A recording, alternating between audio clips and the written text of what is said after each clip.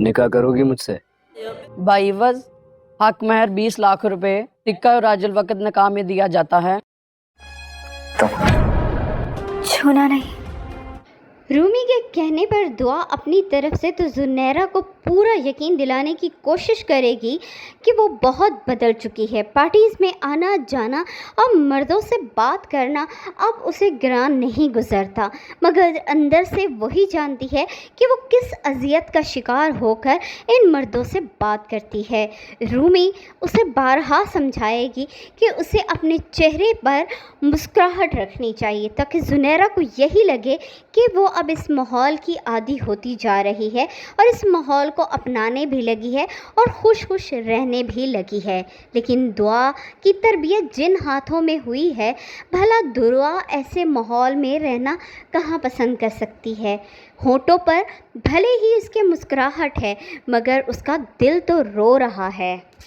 اپنی طرف سے تو رومی نے بھی زنیرہ کو یہی یقین دلانے کی کوشش کی ہے کہ اب دعا بہت بدل چکی ہے، اس ماحول میں ایڈجسٹ کر چکی ہے، مگر زنیرہ بھی بہت گایا ہے۔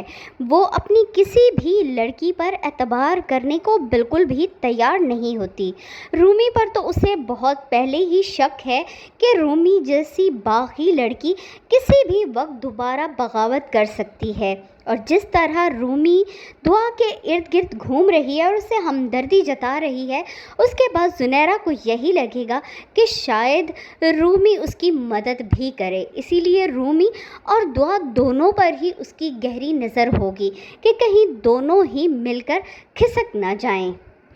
اسی لیے زنیرہ بڑے ہی پیار سے رومی کو دھمکی دے گی کہ اگر اس نے تھوڑی سی بھی چالاکی کی اور یہاں سے نکلنے میں دعا کی مدد کی تو وہ یہ بھول جائے گی کہ وہ اس کے پاس بہت عرصے سے کام کر رہی ہے۔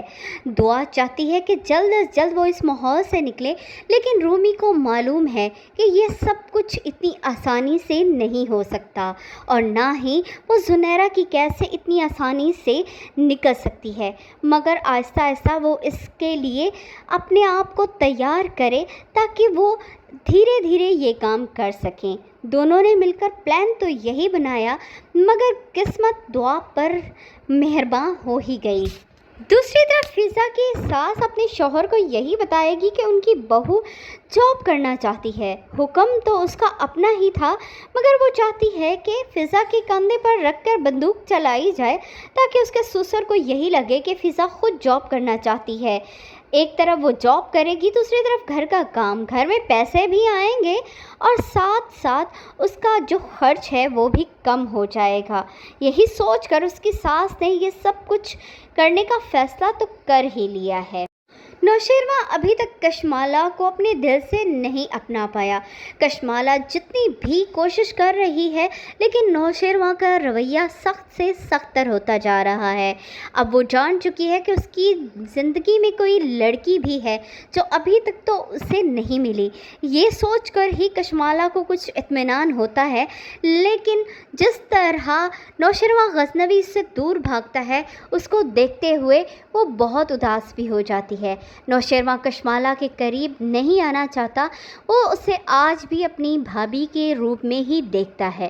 دوسری طرف جیسے ہی نوشیروان کی ملاقات دعا کے ساتھ فکس ہو جائے گی، دعا یہ دیکھ کر حیران رہ جائے گی کہ نوشیروان غزنوی وہی ہے جس نے اس کی خاطر اپنے گارڈ کو پیٹ ڈالا تھا۔ نوشیروان کو اپنے سامنے دیکھ کر وہ حیران تو ضرور ہوگی کہ نوشیروان جیسا شخص بھلا یہاں پر کیسے آ سکتا ہے۔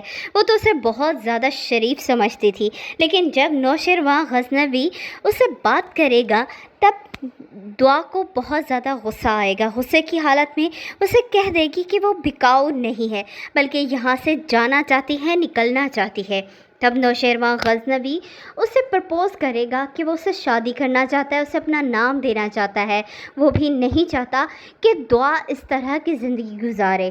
وہ دعا کو بہت پہلے سے جانتا ہے اور دعا کے بارے میں اسے سب کچھ معلوم ہے۔ یہ بھی معلوم ہے کہ دعا کو اس کے باپ نے گھر سے نکال دیا، اور گھر سے نکلنے کے بعد اتفاقاً اس کا سامنا زنیرہ سے ہو گیا، اور ابھی تک اس نے اپنے آپ کو محفوظ رکھا ہوا ہے۔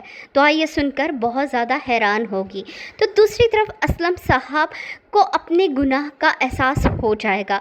امام صاحب بھی اسے ڈانٹیں گے کہ اسے اپنی اولاد کے ساتھ اس طرح کا رویہ نہیں رکھنا چاہیے تھا۔ اللہ بھی اپنے بندوں کو معاف کر دیتا ہے تو وہ کون ہوتا ہے سزا دینے والا۔ لیکن اسلم صاحب کے پچھتاوے اب کسی بھی کام کے نہیں رہے، کیونکہ ایک دفعہ وہ دعا کو گھر سے نکال چکے ہیں اور اب انہیں معلوم ہی نہیں کہ ان کی بیٹی کہاں کہاں کی خاک چھان رہی ہے۔ ناظرین، آپ کو کیا لگتا ہے، کیا دعا اسلم صاحب کے گھر واپس آئے گی؟ کیا نوشرواں سے شادی کرنے کے بعد نوشرواں اسے لے کر اپنی والدین کے پاس آئے گا یا نہیں؟ اپنی رائے سے ضرور آگاہ کریں۔